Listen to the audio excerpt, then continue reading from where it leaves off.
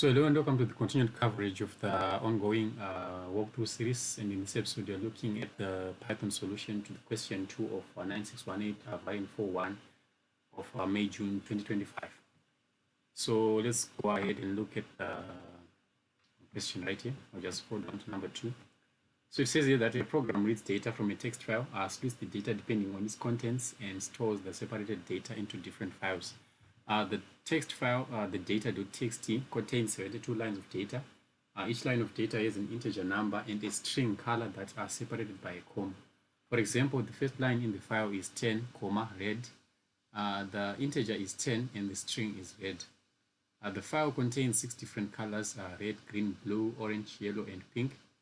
Then for the first part of the question, we are supposed to create a function called readData that satisfies the following requirements. So we are supposed to prompt the user to enter a file name and read this file name from the user. Then next, we are supposed to open the file and read each line of data into a 1D array. And lastly, we should return the populated array as it were. Then the function needs to work for a file that contains an unknown number of lines. Then write program code for the read data function. Okay, so let's go ahead and take a look at my solution that I have going on here for 2A. Let me just zoom in a little bit so that you guys can see the code a bit better. All right, so this is the implementation that I have going on here. So read data function to read data from a file into an array. So let me just first show you the file right here. So this is the file that we'll be reading from. And as you can see, we have an integer, a comma, and a color name. Then we have 72 entries all in all. And you see that we have 6 colors in general that are just repeating on each line, though randomly, as it were. Then we are supposed to split the data, as it were. Rather, read this data, sorry. We are supposed to read this data into a 1D array. Okay, so let's go ahead and look at the solution here. So remember that we were told that read data is supposed to take the file name from the user. So we are on line 3. That's where we are taking the file name. Then we are initializing an empty list in Python. The equivalent of an array in other languages. You can always make use of a list in Python. And the beauty of it is that a list is dynamic, right? It can grow and shrink depending on the amount of data that you have going on in your file. So for this case, in this particular case, we don't really need to worry about this part where it says that our program should allow for an unknown number of lines because as it happens, the list is just dynamic, so it can grow and shrink as and when needed. Then from line 6 to from line 6 to line 9, we are opening a file in read mode. Then we are iterating through the file and checking each line, is it? So essentially what we are doing is we are stripping the line and appending the data into a file, is it? So the strip function basically returns a copy of the string with the leading and trailing white spaces removed. So that's what we're simply doing there. Then we are putting the data inside of an array. Then, of course, we are using exception handling for the file handling. So that's why you see the try block, try except going on there.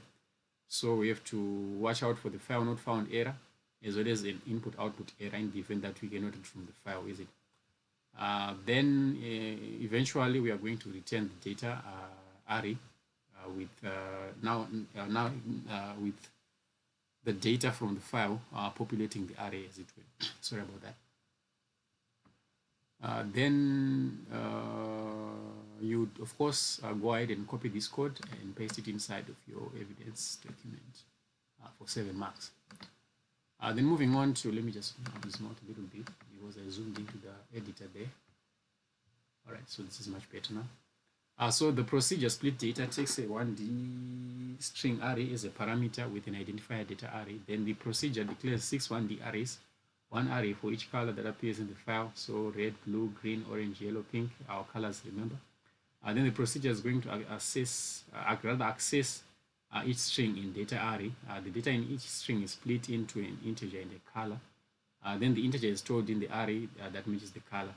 For example, if for the first line we have 10 in red, so we are going to take 10 and store it inside of an array called red. Essentially, that's what the program is just saying. Let me just open the text file one more time and just explain what it's saying here. So we simply need, let's look at line 11 right there, is it? So for line 11, we want to split the data. So we want to split the integer and this string called blue, is it? Then we need to determine whether it's blue or red or yellow, right? So if it is blue, like in this case, we are going to take this 3 and store it inside of a list called blue. Then we will do the same thing for line 12 here. If we have a list called red, then we are going to store this 1 inside of a list called red. Then for this yellow, we are going to take this 30 and store it inside of a list called yellow. So we are going to repeat it for all the 72 entries inside of this file. All right, here. Let me just close out of the File Explorer there. So that's why our function is called split data, as it were. So let's just go ahead and look at the implementation that I have going on here. So you see that I first declare the list for the 6 colors that we have going on. And you see that I have a parameter declaration right here, meaning to say that when I call split data, I'm supposed to pass in a parameter or pass an argument, as it were. Then essentially on line 26, we are using a for loop to iterate through the data inside of the data array. Then we are storing inside we are taking the data and splitting it where there is a comma. Then what we are going to do now, when we split it, you see that we have the number on as the first element and the string as the second element, is it? So we are now taking the number on line 28 and converting it into an integer, because remember, when you read it from a file, it's just a string. Then we need to convert it or cast it into an integer, as it were. Then we are storing it inside of this number variable there. Then we're also doing the same for the second element after splitting. So remember, we now have a number and the name of a color. Then we are taking the second element after splitting and storing it inside of this color variable right here. Then what we are doing is now we are going to take the match. We are using a match case. This was introduced in Python. This is actually new to Python. It was introduced not so long ago in Python. We didn't have a match case up until recently. So I thought this was a good example to demonstrate how the match case works. It's just equivalent to like a case of in pseudocode or a switch case in other programming languages like Java. So in the case that color is going to be red, we are going to take the number and append it in red. In the case that the color is green, we are going to take the number and append it in green. And we are going to repeat it for the other colors, that is for blue, for orange, for yellow, and for pink. And after doing that, we simply want to return those lists, right? So remember, now our lists will be populated as it were. So we now have red, green, blue, orange, yellow, and pink. So you of course go ahead and copy this code and paste it inside of your evidence document. Then moving along, we have another function called store data, and it's supposed to take 2 parameters, a 1D array, which we are going to call data to store, and we also need to take another argument or another parameter, that is the file name. Then we are going to open the file. Then basically we are just going to move the data from the array into another file, is it? And we are also being asked here to make use of exception handling when opening and writing with the file. Then let's go ahead and look at the solution or the implementation that I have going on here. So store data, it's quite short really, because there isn't much that we're doing. So basically we are just we have 2 arguments or 2 parameters right here. That is data to store and file name. Then we are going to try and open the file name in append mode, as it were. Because remember, when you want to append data to a file, you're going to append you're going to add the data, or rather open the file in append mode. You don't want to open the file in write mode, because if you open in write mode, it's going to overwrite the data each time. You can always check out my other tutorials that I did on Python. I think I go over file handling in Python in more detail in those videos. Then essentially what you're doing is we are just taking the argument that would have been passed here and using it to initialize our loop there. Then we're just basically writing that number inside to the file, as it were.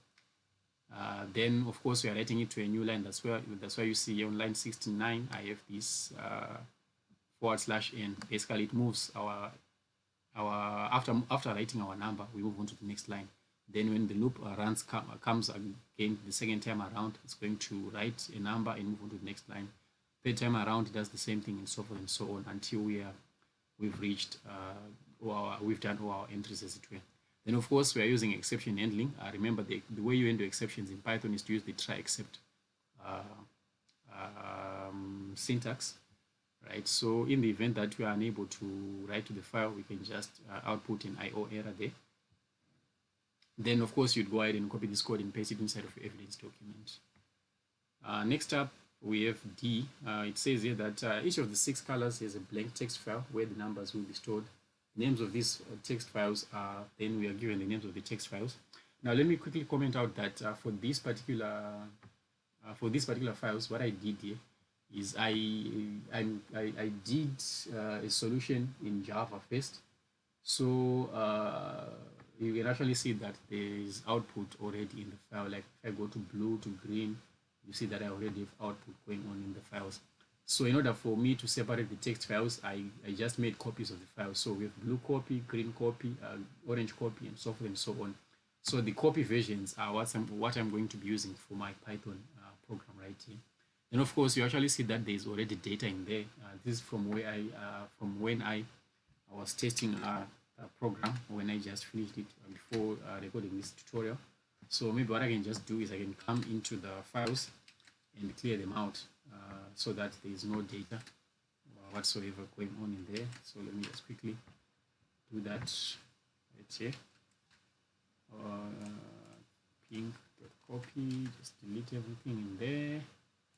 Then red.copy, delete everything in there. Then I think I still have one more file, yes, yellow.